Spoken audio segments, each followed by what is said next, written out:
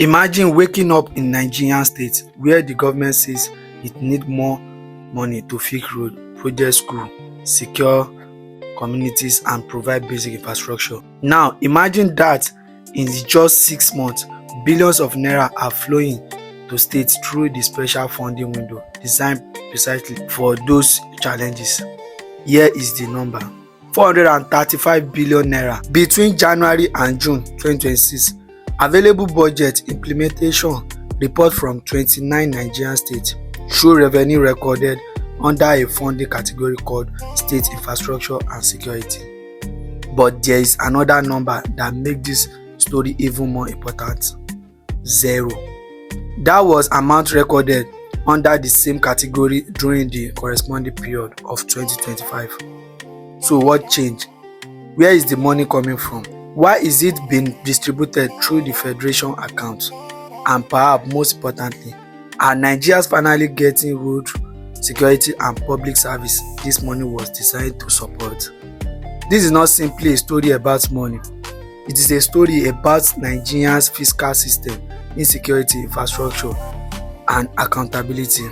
Welcome to Africa Global Opportunity TV, bringing you verified news, investigative reporting, and deeper analysis across Nigeria, African, and the global economy.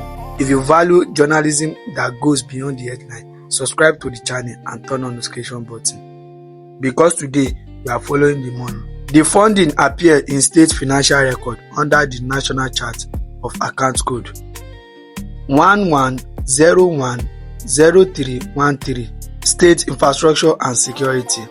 This is important because it is not simply another conventional statutory allocation. It is a special intervention that has been distributed through the FAAC revenue system. Analysis of January to June 2026 budget performance report from 29 states found that at least 435 billion naira was recorded under this funding window.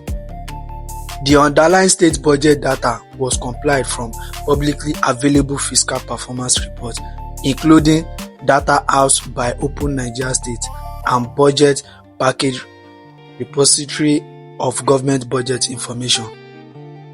The key point is this: this money is appearing in state fiscal record as a distinct revenue stream, and that makes tracking how it is eventually spent extremely important. To understand the story, we have to go back to July 2023. Following the removal of petrol subsidy, President Bola Ahmed Tinubu approved the creation of an infrastructure support fund for Nigeria 36 states. The presidency said the objective was to help states invest in transportation, farm to market road, agriculture, healthcare, education, and power and water. The logic was straightforward. The federal government had to remove a costly fuel subsidy that created enormous fiscal and political pressure. The states were also facing rising costs and demand for public service. So the federation government sought mechanisms to ensure that additional resources could reach the substantial government. But the funding landscape has since evolved, and by 2026, the record showed a distinct state infrastructure and security funding category. Nigeria's infrastructure challenge cannot be separated from its security crisis.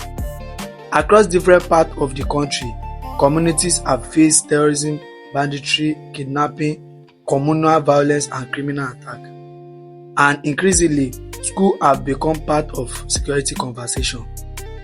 A media tally published in June 2026 found that 603 students and teachers were abducted in 7 major school abductions between March 2024 and May 2026.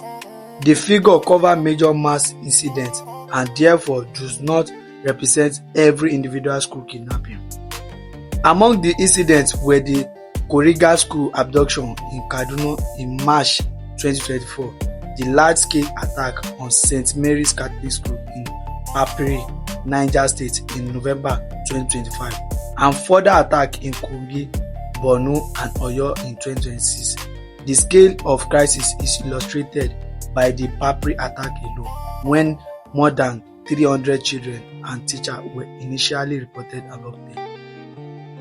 And the problem has not disappeared. As recently as August 2026, Reuters reported that families in Borno were still protesting over children abducted nearly 100 days earlier.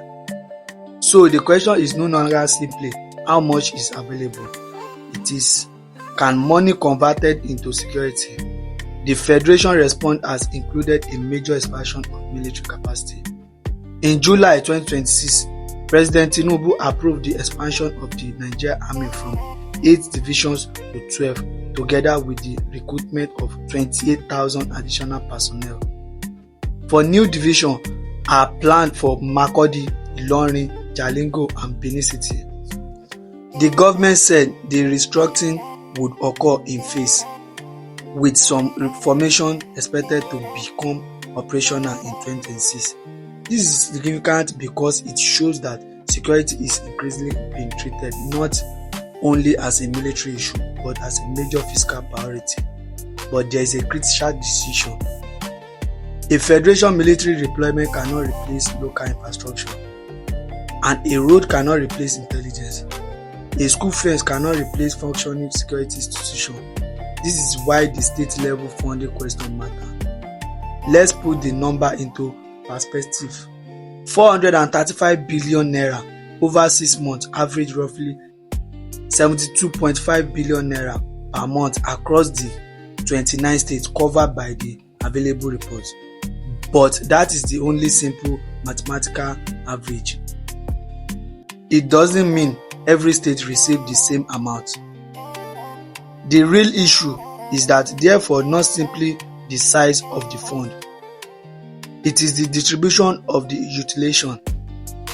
A state receiving billion could potentially use the resource to rehabilitate strategic road, support security infrastructure, improve water system, strengthen health facility, or invest in agricultural logistics. But the same money could also have limited impact in projects are poorly selected, delayed, inflated, or insufficiently monitored. This is where budget transparency becomes critical. Nigeria states have become increasingly important player in public investment. The World Bank recent Nigeria Development Update found that states had increased the share of their spending devoted to capital expenditure. In the first half of 2025, capital expenditure accounted for 58.3% of state spending, compared with 48.6% in 2023. The World Bank also warned of an important fiscal imbalance. The federation government face heavy reduced cost and limited capital space, while the states have been increasing capital spending. That makes additional state-level funding potential powerful. If properly deployed, states can become engine of infrastructure development, but there is a catch. More money does not automatically mean better outcome. What do you think? Should Nigeria states be required to publish detailed reports showing exactly how every naira from this special infrastructure and security intervention is spent? And do you believe this funding can significantly improve security and infrastructure across Nigeria? Tell us what you think in the comment section. Like this video, subscribe to African Global Opportunity TV, share this report with others, and turn on notification for our latest investigation and breaking news. And most importantly, which country are you watching from? Drop your country in the comment section. Thank you.